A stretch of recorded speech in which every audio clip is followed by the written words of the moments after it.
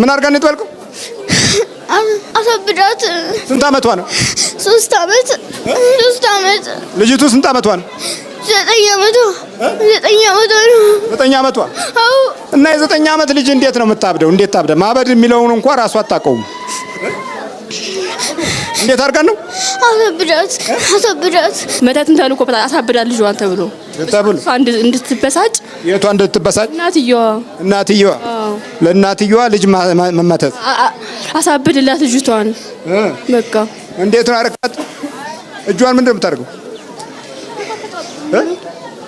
ምን አልከኝ? ልጅቷም ተቃጥላለች። ያኛውም ይዞት ነበር። አሁን አቃጥላታል ልጅቱን በእሳት። እስቲ መቼ ነው ያቃጠልካት?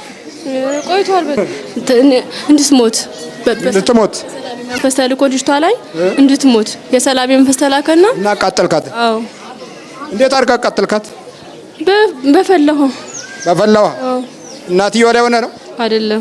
እሷ ላይ ሆና ልጅ በጆክ ተቀንሶ ቁጭ ብሎ ነበር። ልጠጣው ስትል ተቃጠለ እጇ ላይ። እጇ ልትጠጣ ስትል ማለት ብትጠጣው ኑሮ ትሞት ነበር። ደስ ነበር የሚለን አስመታቾቹ ማለት ነው። ግን አልቻለም። በምቀኝነት የተበላሹ ከሰይጣን የሚበልጡ ብዙ ሰዎች አሉ። በጣም ከሰይጣኑን የሚበልጡት። ተዘጋጅ፣ ተመርከክ። እናትና ልጅ አንድ ጋር ምን እያረከው ነበር? ቶሎ አሁን እንዳይፈታ እንዲበሳጭ ልጅ አላውድ ነው ይላል ጻኖር። አሁን ቶሎ እንዳይፈታ በበተት አንድ ላይ ተባብረን ነው። በህብረት ስራ ነው። አንድ ሰው ስራ አይደለም። ገብረን ነው የምትሰሩት። ታቾቹ ስጋ ስለሆነ የዚህኛው በቃ በቀን ነው። በቀን ጦርነት ኃይለኛ መልቧጥ ነው። ተከልጆም ላይ ፈተመት ተዘገበደስ ተዘጋት። ይኸው እንግዲህ አንድ ትንሽ የ9 አመት ልጅ ተዘጋጅ። አፍላውጣ እጇን ልቀቅ።